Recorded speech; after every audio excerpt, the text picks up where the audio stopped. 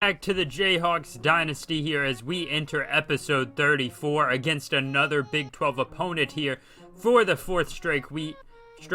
We are taking on, this time though, the Iowa State Cyclones. As you can see from their offensive output, they have struggled this season to the tune of a 1-5 record to begin their year, and the Jayhawks sit at 3-4 after a tough last-second loss to Oklahoma last week, where we had a slight chance at the end to come back, but the offense struggled just long enough to allow Oklahoma to take a big enough lead to prevent us from finishing that one out. We fell yards short that one, so hopefully we can make a comeback in this game and we can come out on top and make our record 4-4 again. Back to 500 would be a great way to come out of this week as we face off against a new quarterback under center for the Cyclones. No longer is Brock Purdy the starter. Now they have Hunter Dekkers, a mobile quarterback who can throw on the run, and he provides an excellent option for this offense. But here we are in Jack Trice Stadium as we are going to go down to the field here in Iowa and hope to take down our Big 12 opponent in an excellent chance to prove our value and talent this year. And here is Dekkers on a 1st and 10. The sophomore quarterback gives it to Jareer Brock, and Jarrell Brock has 5 yards on the play. He once again is another running back who's been here for a few years, taking over after the departure of Heisman Trophy winner Breece Hall, as Jalen Noel is going to get the catch there for 8 yards as Dekkers continues his excellent season so far. He's had 7 touchdowns, 5 interceptions to begin the year. Much better than most people would have given him credit for, as he's got a lot of room on this read option up the left side on a 2nd and 1. That one would go for 13 yards. So early in this first quarter, less than 3 minutes in, and they're already knocking on the doorstep on a 3rd and 2 at around the 10-yard line. Dekkers, nobody open downfield, so he wants to run it himself. Got a man in his way, but he gets the first down as Tywan Berryhill brings them down. Trey Staley as well is there to trip him up, so now a 1st and goal. Dekkers wants to throw, nobody's open, and he's sacked. Keenan Caldwell brings them down, and the Cyclones would settle for a 20-yard field goal to begin their day. And the snap will go back. It's an excellent hold by Bowman, and the kick is right through the uprights as the Cyclones take themselves a 3-0 lead, and Conrad Hawley leads the offense onto the field on a 2nd and 7, where he hits Tristan Golightly for 12 yards on his first pass of the day. A few plays later, now Hawley remains under center on a 1st and 10. He's going to take the snap, looks to throw downfield, and he's got Stephen McBride in the open field, who's got it downfield now 12 yards on that one. An excellent way to start his day, his first catch of the day as well. Conrad Hawley, though, gives it to Neal on this one. Got a lot of space after some blocking, and he's going to get 8 yards on the play. And that's exactly what this team needs. They need to balance this offense out. But Hawley on 2nd and 2 is going to go to Cardell, who stiff arms his man past the first down marker. And he's got 5 yards on the play. An excellent way for Trevor Cardell to start his day as we continue down the field. Less than a minute now in the quarter, though, on a 3rd and goal. Hawley, all alone in the backfield, goes inside, and it's almost intercepted. That was Asheem Young, and instead Jacob Borsia will settle for a field goal, which he holds right. And the Cyclones come out in the second quarter, still up 3-0 now. And in the first play of the next quarter, Jareer Brock's got nowhere to go. He loses 3. And now they're at a 3rd and 7. Dekkers continues to be in the shotgun. He's got Brock behind him still. Going to take the snap. Brock does not get the ball this time. Instead, it goes to the tight end, Moore. And Tyler Moore is flipped in the air. And just like that, the Jayhawks have another opportunity on 3rd and 11. Hawley's got a man beside him to leave in to block. He wants to go downfield, and he's got Luke Grimm for 10 yards, setting up a 4th and 1 here. As Conrad Hawley now comes under center, he's going to give it to Neal, and he's got the first down. Barely made it there as he had a hard time getting up to speed. But now a 2nd and 5 later on the same drive. So Neal's able to prolong that drive, and the Jayhawks keep on moving. Conrad Hawley under center. This time he wants to throw, firing off his back foot. And instead, the incomplete pass would lead to a short field goal. This time, though, Borsia knocks it right through. So we're back to even now, 3-3. As the Cyclones will get the ball back still halfway through this second quarter, and it's almost intercepted. They tried the screenplay to Brock, and Trey Staley read it perfectly. He was just a little too late to get there, but nonetheless, It's a loss of 1. Now on a 3rd and 9, he's going to go deep downfield, and that's dropped by Jackson. Deckers went 0 for 3 on that drive, so here's the Jayhawks. 1st and 10. Hawley under center. Wants to go to the left side as he lets go, and it's intercepted. McDonald jumps the route. He's got room outside 30, 20, 10. Finally brought down at around the 6-yard line. Huge play by this Cyclone secondary, and now Deckers and company has the ball right around the 6-yard line on a 2nd and goal. Brock's hit in the backfield. If this defense can come up with a stop, this is one of the greatest times that this Jayhawks defense has ever seen. 3rd and goal. Deckers wants to throw on the screen. Got Brock, who goes out of bounds after 2 yards. Cyclones settle for a field goal. What a great way to keep us in that game here on a 4th and goal. Bowman once again snaps and holds, and that one's right through for a 6-3 lead. Now Hawley, hoping to avoid what he did last drive on a 3rd and 7, wanting to throw, nobody open. He's going to get taken down from behind. Loses 6 on the play, Conrad Hawley. And now the Cyclones once again coming back onto the field. Deckers out of the shotgun. He's all alone this time as he finds his man, Jackson, pushing men off of him and breaking tackles down into the red zone. 25 yards for Daniel Jackson, his first reception of the day, and now Brock returns to the backfield. 3rd and 15. A minute and a half remains in the 2nd quarter. Deckers firing, and he's got Jaylen Noel nowhere near the first down marker. A 7-yard gain on 3rd down. Once again, Bowman holds this one perfectly. And 3 for 3 so far today on field goals as the Cyclones lead now extends to 6. And Conrad Hawley has a chance here with a minute 20 remaining to do something here. Hawley rolling out, fires back across his body. It's intercepted again. Young got some room, makes a man miss, and Devin Neal got one more man to miss him, and he's into the end zone now. He returns that one all the way home. 15-3 is the score with the extra point upcoming, and now it's 16-3 with a minute 09 remaining in the quarter. Hawley now goes downfield, and he's got his man Grimm. Grimm to the 40, tries to break a tackle, and he does, down now to the 15. Just what this offense needed. So 3rd and 7. 27 seconds remain. Hawley going to the end zone, got his man. Trevor Cardell. And now we come out in this 3rd quarter after a quick into that 2nd quarter with an excellent touchdown drive as Devin Neal cuts it inside for 6 yards. And with how Conrad Hawley has played today, we really need Devin Neal to come alive in this 2nd half. Now 3rd and 4. Hawley looking to go outside, hit at the last second, but he's got it. Beautiful delivery on that one. 25 yards on the play by Luke Grimm. Coming down to the wire here on a 3rd and 6. 5:50 remains in the 3rd. It's going to be a screen to Hickson. Not great blocking as he cuts outside. He's going to get 4 yards of the 6 that were needed there. So a 4th and 2 upcoming. Hawley going to send James Smith in motion. It's a play action to Smith. Rolling around. Nobody's open. Looking to throw downfield. Finally slings it to an open man and he falls. James Smith at the 1-yard line, now 3rd and goal. I formation, Devin Neal touchdown. First of the day for Neal as his excellent campaign continues. He has been huge this season. Now 2nd and 9 for Deckers on the next possession. He's got Jaylen Noel in the open field. Finally brought down after 28 yards. And that's what you risk whenever you bring a blitz like that. Nobody past the cornerbacks. 1st and 10 later on that drive. Deckers gives it to Brock. Got a holding penalty maybe, but no, it looks like an offsides. And that one's going to be declined because Brock gets about 12 yards on the play.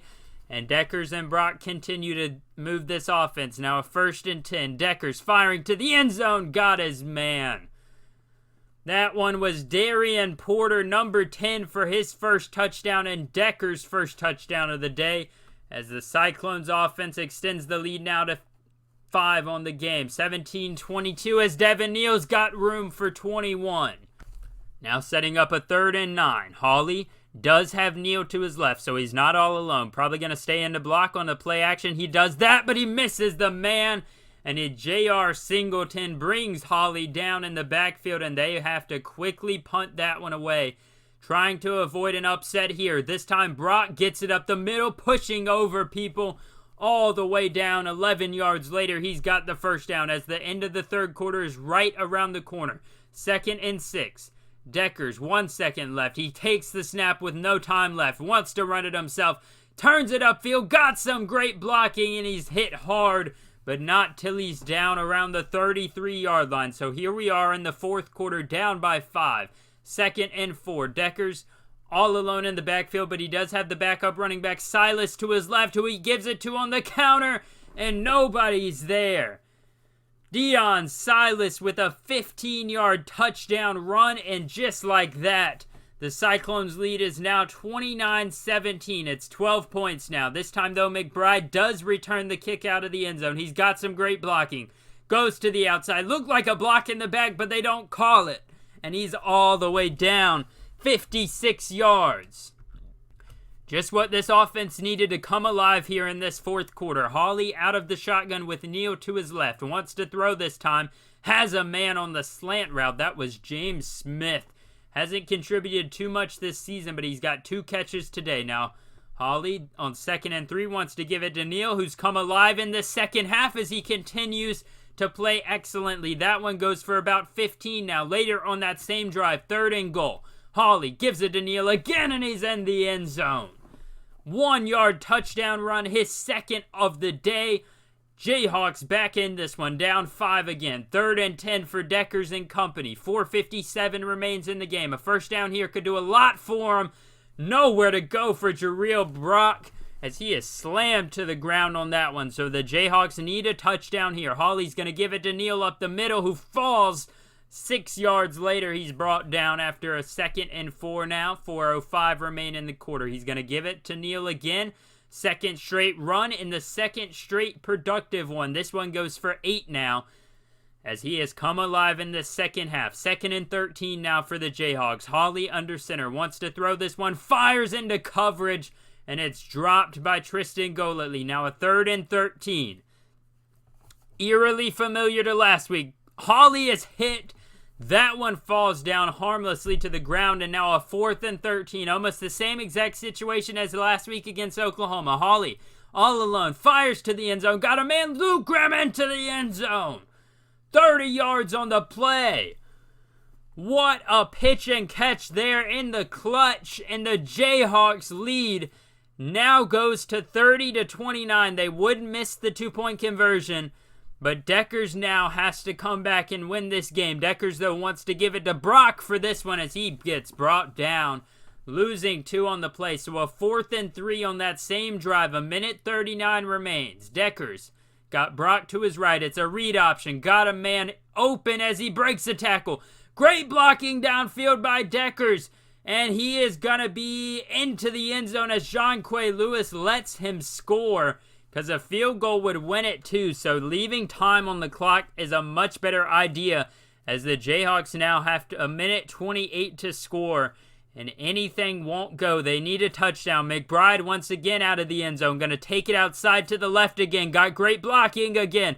Nobody past him to the 30, to the 20. One man to beat at the 10 as he cuts back.